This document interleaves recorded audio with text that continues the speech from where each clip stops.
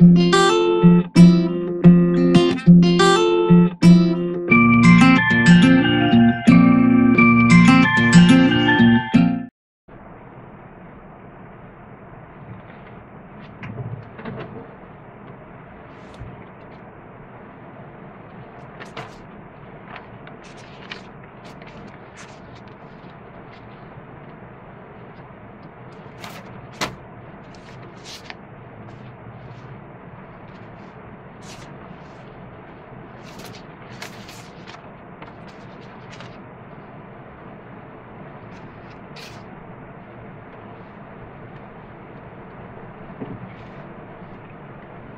Friends, elevator চ্যানেলে আমি তোমাদেরকে ওয়েলকাম জানাচ্ছি।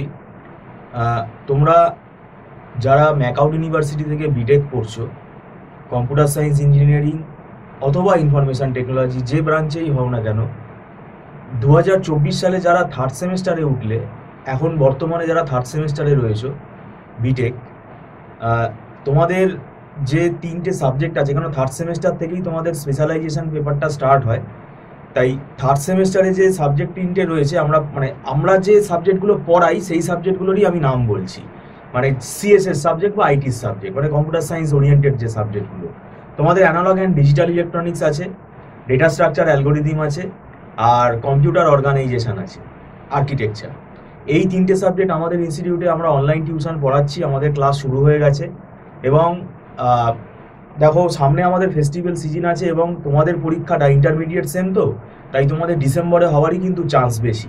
তো সেক্ষেত্রে হাতে সময় কিন্তু বেশি নেই। জুলাই মাস হয়ে এলো, আগস্ট, সেপ্টেম্বর, অক্টোবর, নভেম্বর, এই কদিনের আবার ওদিকে তোমার ফেস্টিভ্যাল সিজনে কলেজ ছুটি থাকে, ইনস্টিটিউট ছুটি থাকে আমাদের, সেখানে কিন্তু একটা টাইম গ্যাপ হয়, অনেকে ঘুরতে বেড়াতে যায়। তো ব্যাপারটা হচ্ছে, এই 3টে সাবজেক্ট আমি কেন বলছি সময় লাগবে, কারণ এই সিলেবাসটা কিন্তু অনেক বড়।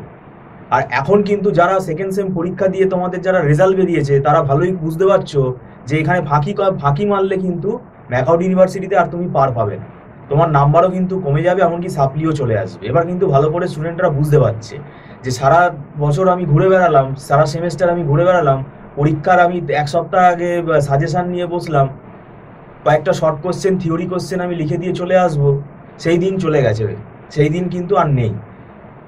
যারা ম্যাকআউটের স্টুডেন্ট তারা ভালো করেই বুঝতে পারছো যে পরীক্ষাটা কি লেভেলে, মানে ইনভিজিলেশনটা এখন স্ট্রিক্ট হয়েইছে, প্লাস খাতাটাও কিন্তু এখন খুব স্ট্যান্ডার্ড চেকিং হচ্ছে।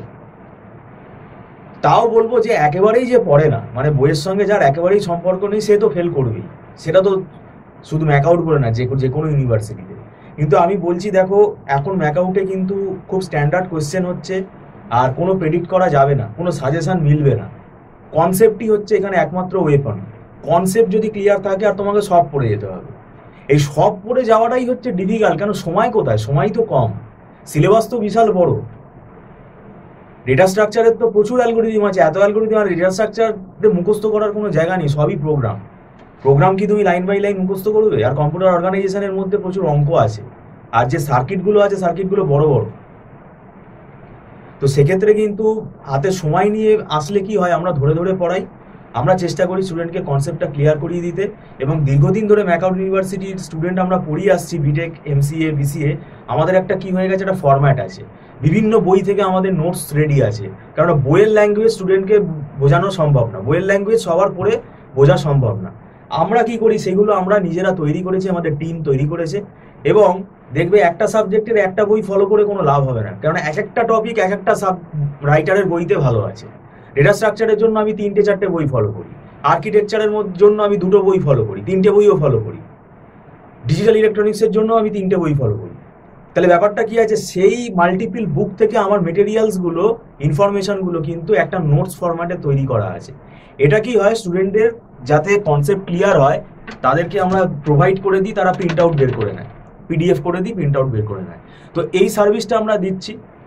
তুমি একা একা পড়তে পারো, একা একা পড়াটা খুবই ভালো, এটা একটা গুণ, এটা অ্যাপ্রিসিয়েট করছি। কিন্তু যদি মনে হয়, আমি এটাও বলছি না যে আমাদের ইনস্টিটিউটে তোমরা চলে আসো, যদি একান্ত ব্যক্তিগতভাবে এটা তোমাদের মতামত, তোমাদেরই সিদ্ধান্ত, যদি মনে হয় না আমার পড়তে অসুবিধা হচ্ছে, আমার একটা টিচার গাইডেন্স দরকার, আর সেক্ষেত্রে তোমরা আমাদের ইনস্টিটিউটে যদি ইচ্ছুক থাকো, আমাদের সঙ্গে তোমরা ফোনে কথা বলতে পারো। আর আমাদের মান্থলি ফিস সিস্টেমে ক্লাস হয়, ছোটো ছোটো ব্যাচে ক্লাস হয়, অনলাইনে হয় ক্লাসটা, এবং 1:1 ইন্টারাকশনটা এখানে খুব ভালোভাবে হয়। আর একটা ব্যাপার হচ্ছে, অফলাইনের মতনই ফ্লেভার, শুধু 1 মান্থ ফিস এখানে অ্যাডভান্স পেমেন্ট করে অ্যাডমিশন নিতে হয় এবং প্রত্যেক মাসে 1 মান্থ ফিসটা অ্যাডভান্সই পেমেন্ট করতে হয় এবং সেটা কিন্তু নট রিফান্ডেবল। আর একটা সুবিধা আছে, তোমার 1 মাস পরে তুমি দেখেই নিতে পারো তোমার ভালো লাগছে কি ভালো লাগছে না, তুমি বুঝতে পারছো কিনা, হতেই পারে, ম্যান টু ম্যান তো ভ্যারি করে। তো সেক্ষেত্রে ব্যাপারটা হতেই পারে যে একটা স্টুডেন্টের হয়তো পড়ানোটা ঠিক তার মানে সে হয়তো বুঝতে পারছে না, সেটা হতেই পারে, সেটা খুব রেয়ার চান্স যদিও, কিন্তু একটা ফ্লেক্সিবিলিটি থাকছে। তোমার থেকে যদি আমি 30-40 হাজার টাকা লামসাম নিয়ে রাখি, তাহলে তো তুমি আর মানে তোমাকে তো পুরো কন্টিনিউ করে যেতে হবে না বুঝলেও। তো সেই ব্যাপারটা এখানে রয়েছে। আর এখানে আমাদের বিভিন্ন বইপত্র থেকে আমরা পড়াই এবং সেই বইগুলোও আমরা বলে দিই নাম। আর এখানে পুরো মানে স্ক্রিনে যা যা আমরা প্র্যাকটিক্যালগুলো করি সেগুলো স্টুডেন্ট দেখতে পায়, যা যা লিখি সেগুলোও স্টুডেন্ট দেখতে পায়। তাই রিমোট এরিয়া স্টুডেন্ট যদি হও, ডিস্ট্রিক্টের যদি স্টুডেন্ট হও, তাহলে তোমাদেরও সুবিধা হবে। তো যাই হোক, যদি তোমরা টিউশন নিতে আগ্রহী থাকো, তোমরা অনলাইন ক্লাসে যদি জয়েন করতে চাও, কিন্তু আর একটা নিয়ম বলে রাখি, আমাদের এখানে যে টপিকগুলো হয়ে যাবে তার জন্য নতুন করেও এখানে কোনো ব্যাচ ক্রিয়েট করা হয় না, এটা আমাদের রুলস।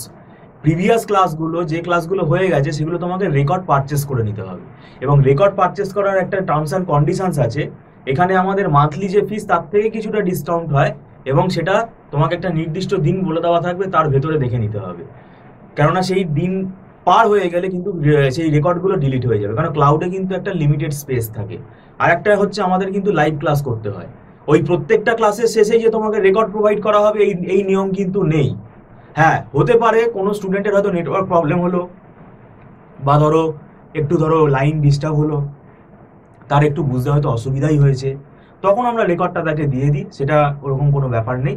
তবে সেটা 48 ঘন্টার ভেতরে দেখে নিতে হবে। আর স্টুডেন্ট যদি কামাই করে সেই ক্লাসটার রেকর্ড সে পেয়ে যাবে, সেটাকে 48 ঘন্টার ভেতরে দেখে নিতে হবে, না হলে ডিলিট হয়ে যাবে। তো যাই হোক, ভিডিওটা সম্পূর্ণ দেখার জন্য তোমাদেরকে ধন্যবাদ জানাচ্ছি। Thank you so much.